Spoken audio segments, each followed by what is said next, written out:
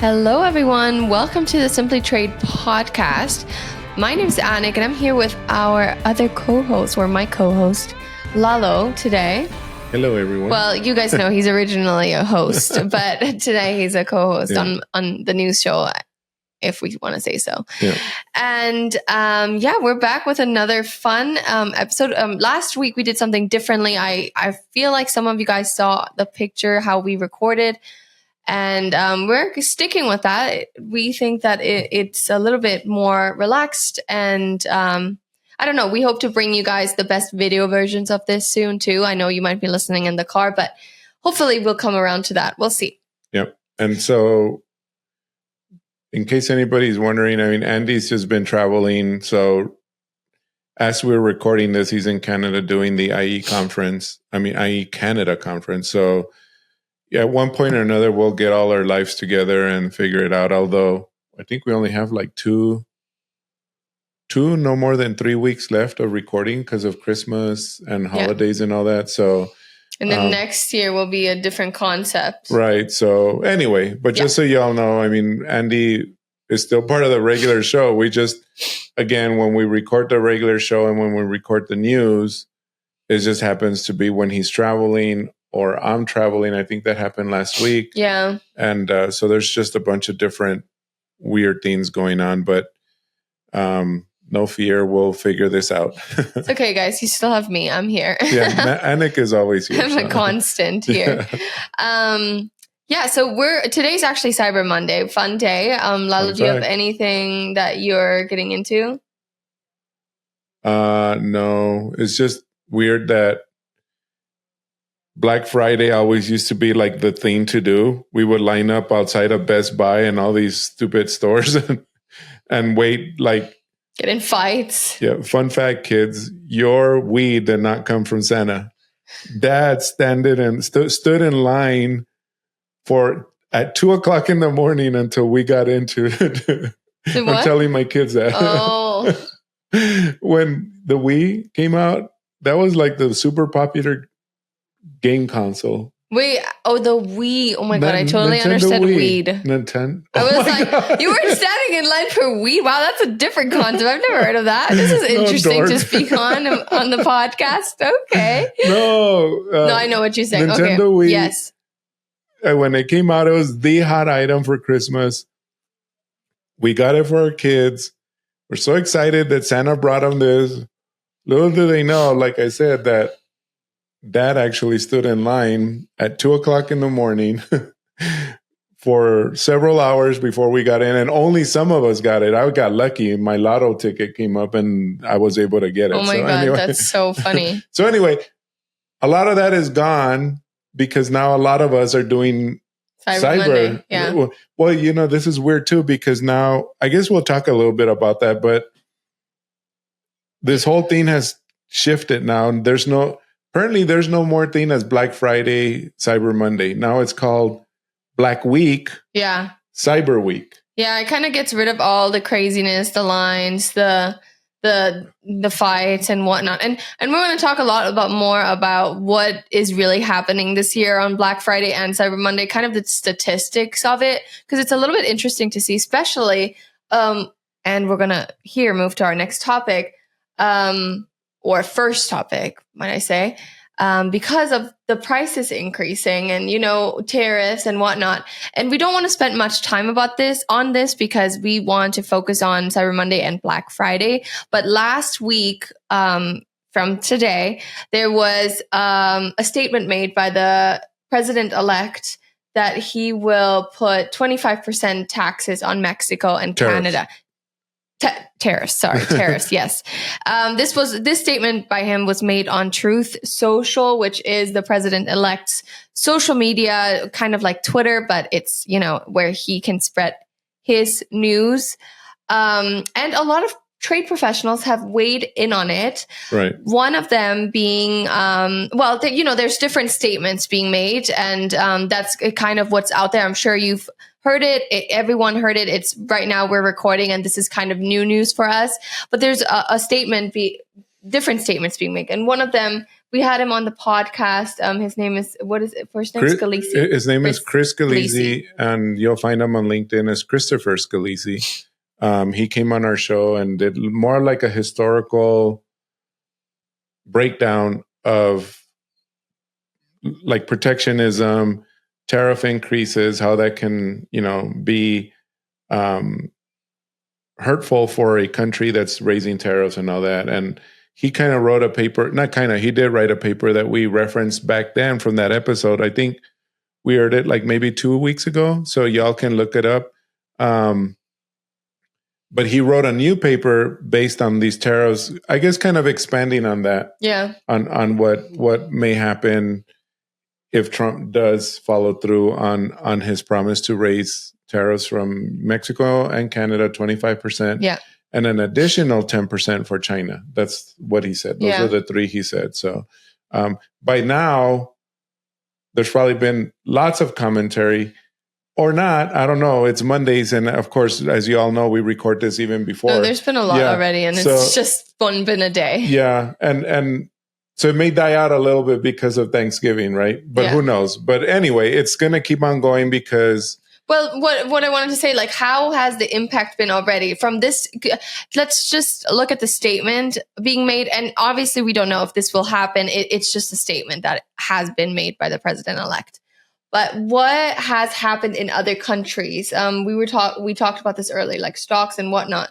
How is that reflected? This statement reflected on the other countries? Well, negative on them, positive on us. So what's happened is that the dollar got a lot stronger as soon as he made that statement against nearly almost every currency, mostly, more specifically, the Canadian dollar, the Chinese yuan, Mexico also. So it's actually helped the U.S. economy, let's say, because it made it stronger, but it has also negatively impacted American stocks. And I'll give you an example.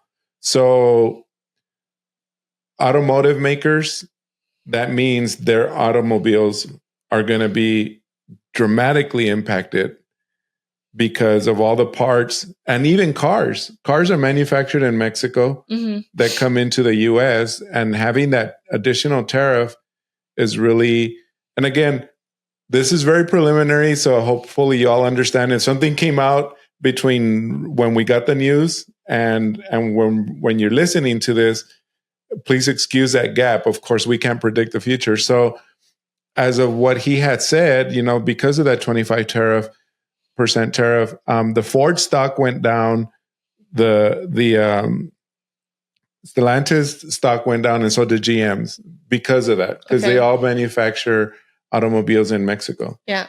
And so again, that was the negative impact of that, right? But the positive impact is some other stocks that are hurting because there's a lot of imports coming into the U.S. that affect their business. Potentially is now going to go up because now we'll buy more from them from the U.S. versus rely on imports. And so their stock is going up, or their value is going up, whether they're private or traded on the public stock exchange. So again, it's one of these things, is yay here, boo here. You know what I mean? It's like it affects things very differently. Yeah. And it's just from an analyzation point, from the statement being made to seeing how people are reacting. It's kind of crazy. I mean, to me, just because, it hasn't happened yet, but still words can have such an impact on such a grand scheme, which is kind of, that's wild, but we don't know what's going to happen, right? And these are kind of things but this actually did happen. Like the stock situation definitely has been happening, but we don't know what's going to happen if tomorrow it's just going to go up in a few days. By the time this airs, or by the time anybody listens to this, they're going to be like, "What are these guys talking about? They're crazy." My GM stock is the same as it was last month. Well, maybe it was, but not the day after this happened. I do have to make a fun comment. I think it's funny, or do I say smart? I don't know if I should say smart. It's kind of smart to say something like that, even if you want to do it or not. But to say something like that and see how everyone's reacting, and indeed everyone is reacting. Well, so. I mean that's why they're trying it out, right? Well, there's also this idea that's why you can't really do that if you are a politician or even the CEO of a company, because it's going to affect the stocks, and that means you're manipulating the stock market. Oh, I see. So I mean that's also, not right to do that. So, but anyway, in his case, it's policy that he ran on. He talked about it all throughout his, the election process, but he never talked about Mexico and Canada really raising it to 25%. That's a lot. Well, that is huge. Yeah, well, he did add, to add. I mean, the statement is online. You can find it. It says, we need to protect the borders. That's what it all comes down to. But moving on from that, right now, well, yes, okay. Just cut that little piece out. Thank you. Okay, moving on from the tariff side of things, which kind of still plays a role in Black Friday and Cyber Monday. I want to talk a little bit more about that because there's going to be record-breaking consumer participation, or has been. So a record of 183.4 million people are expected to shop during the Cyber 5 period, Thanksgiving through Cyber Monday. So again, we talked about that it's not just a day, but it's like a few more days. So this basically marks an increase of 18.1 million shoppers compared to pre-pandemic levels in 2019. So, I mean, I don't know what that says, but maybe it's because people are kind of getting back on their feet. They don't feel like they're having, to take care of their money as much as they did during the pandemic, or even go out shopping, because that was impossible during the pandemic, right? And then younger shoppers, particularly those aged 18 to 24, are driving this trend with 89% planning to participate. So those are the ones, that are maybe in college or getting started, and they want the new AirPods and they want, all the new hip stuff. So, Deloitte's 2024 Black Friday Cyber Monday survey reveals these insights that consumers plan to spend an average of $650 during this period, 15% increase from last year. That's pretty good. And they also said that Gen Z and millennials are contributing to a compound annual growth rate of 13.2, which has been going on since 2021. Interestingly, both lower income, under 50K, and higher income, over 200K groups are increasing their spending by over 20%. Nice. Yeah. I think that's nice because people are going to, they're selling their stuff. The economy is going to maybe boom. No, I agree. And these are just indicators that help, us figure out how well the economy might be doing from year to year, of course. But for trade professionals, I guess I'm going to take more of a trade, customs and trade angle or perspective on this. So what does this mean? Just a few stats also that I read, and I did some more research, was that for orders coming in during this, I call it 2 weeks and except 5 days, because technically it is 5 days, like Friday, Saturday, Sunday, Monday. Well, a few days. Yeah, a few days. No, yeah. But I call it 2 weeks because there are stats, not only stats. I mean, I'm getting all the texts and all the emails starting last week, like the week before Thanksgiving, saying Black Friday's now going on now. You know what I mean? And so they're doing their sales way early. So regardless, but anyway, during this shopping time, it shows that orders for that are now 15. In other words, 15% of those orders or sales being made come from international consumers. Oh, wow. So that is up from single digit percentages. So 15% now. and who knows how much it's going to be after all of this is said and done, but it's trending at about 15%. It's up from single digits just 2 years ago. So this is big, meaning what? For a trade professional, what does that mean? If my product is made in the US and I have to fulfill that order, that means now I need to ship this to a different country. I need to worry about their import process or procedures, et cetera. So now I have to be worried about that. So e-commerce is now becoming a very big part of this whole shopping spree stuff. Well, also that shipping costs. So this is interesting because even though people are driving, not driving, I don't mean physically driving, but driving the cost as they're buying more, shipping costs have risen by 25% compared to last year, which basically impacts both retailers and consumers. So everyone's kind of being impacted, but yet consumers are still buying more. Right, they are. And, but kind of like going back to our previous tariff story, like you said, it kind of ties into it. Also considering how much is this going to be affected, this 15% increase, how much of it is going to be affected when, if the tariffs go up, like how much more is going to be global? You know what I'm saying? Yeah. Because it's very likely, although again, history can show itself. So there was a tariff act, the Smoot-Hawley 1930 Smoot-Hawley Tariff Act, showed that when we raised our tariffs, other countries raised their tariffs on us as well. And so that created like these huge trade wars where at the end of the day, it extended the Great Depression. But again, you can go back and listen to Chris Scalise's episode because he actually talks a little bit about that. But anyway, so next year, who knows? If these tariffs are imposed, how is that going to change trade? How is that going to change how you fulfill orders? How are you going to have to account for now filing additional paperwork or doing different things that affect what you're doing today? So usually you say, whatever happens today or this year, I'm going to use to plan for next year. Oh, I was caught off guard because I didn't realize I was going to get so many orders. And maybe you might have a distribution center closer to countries where people are buying your stuff, right? Nearshoring. Well, yes, to other countries. I'm an American company. Let's say most of my orders came from Europe. Maybe next year I'll have a warehouse, a distribution center in Europe. Yeah, that was right? Smart. And I'll stock there.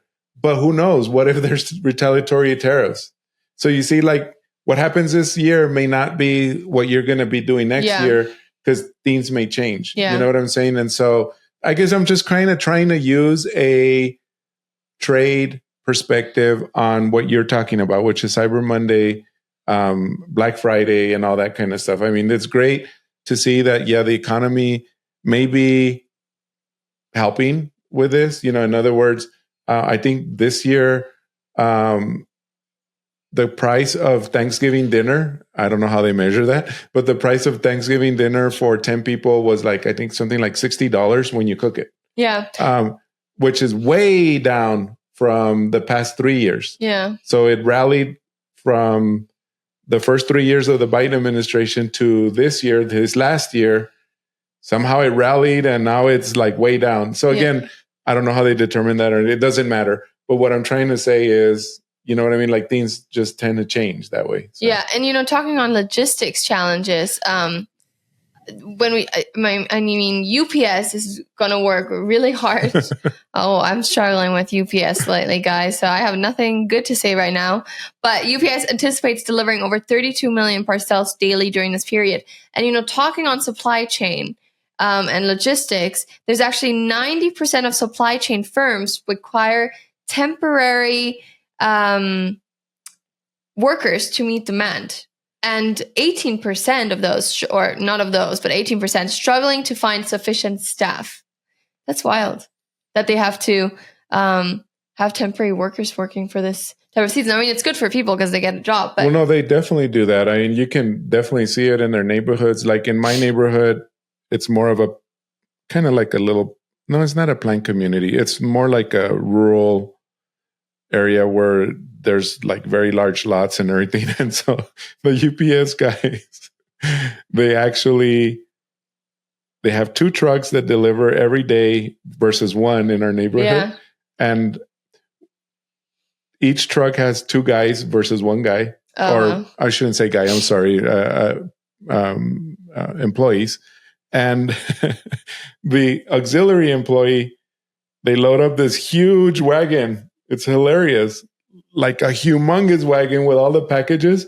And that person literally goes door to door. Wow. Well, look at that. Yeah, the impact it makes of us buying stuff. And, you know, I hope you guys are all buying your Christmas presents at this time because the price is going to go up after. I mean, you know, it's just obviously everything is just more expensive during Christmas because people know you're going to buy your presents. So it's obviously consumer demand increases. So prices will increase, but not on Black Friday. Which is why you should buy. Anywho, this concludes the Black Friday, Cyber Monday stuff. I hope you're getting all the good gifts you could, which 2024 is set to be record-breaking for both of these events, reflecting broader trends in consumer behavior, technology adoption, and international trade, of course. Yeah. And I do have a fun fact for that. I think you kind of mentioned it, which was funny because I was going to say it already, but I figured I'll wait. Well, so I didn't know you what said you were that. No, about. it's fine. It's good. Sorry. Well, actually, yeah, I do. Okay. So Cyber Monday, you talked how it's a bit more of an international scheme now. Yes. Well, originally, this is a U.S.-centric event, which Cyber Monday has grown into an international shopping phenomenon now. And as of now, 28 countries participate in Cyber Monday sales, with the highest awareness in the UK at 89%, followed by Germany, Spain, Italy, the Netherlands, and Sweden. But you also said there was something in Europe that is not Black Friday, because obviously Black Friday here in the US is because it's the day after Thanksgiving. Yeah, there's no Thanksgiving over there. But you said it was like... We do have a day. What is it called? You called it something. We do have a day. I'm not sure what it's called. 1 second. I can look it up. But okay. Oh, you know what? It's Singles Day. Singles Day. Yeah, that's what we have Singles Day. And I think it's the day after Valentine's Day. And actually things are reduced a lot. No, but there was also one around Christmas, wasn't there? I thought last year. Maybe it's this one. But Singles Day, I don't know when Singles Day was exactly. Well, That's because you buy yourself a Valentine's Day gift because nobody bought it for you. Is that the way it's Singles Day? I'm not sure. Oh, yes, it is. Singles Day is November 11th. There you go. November 11th. Which is 11/11. Celebrate 11/11 Singles Day. So that is Germany's whatever. But it's also all of Europe, you said, no? Sales. I think so. I think it's I wonder why they call it Singles Day in November. But anyway, it doesn't matter. Well, I think it's Singles Day because 1111. It's like a single number. I get it. 11/11. Okay. Yeah. So I don't know. I thought that was cool because I was walking down the streets and I'm like, what is this? And everything was reduced price. So it's kind of cool. I mean, there's different things going on in the different parts of the world. I do have to say Cyber Monday is definitely bigger here than anywhere else or in Germany per se. But internationally, they're catching on because the US is such a, big place where other countries are looking to kind of adapt things. Well, Andy had a very good point. He had a speech recently at the AIAG on very specifically on that. Everybody wants access to the U.S. market. I saw that. Everybody wants access to the U.S. market. The problem is giving the U.S. market access to their economies. Yeah. And, cutting down on the trade deficit and all that. And so anyway, that's a whole different episode, of course. Of course, if you heard Andy, also his recording from AIAG. But we do plan on having more people come on. There's no doubt this is the new administration is going to create endless amount of episodes for us.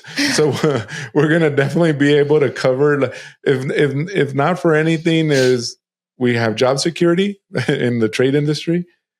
for us as podcasters.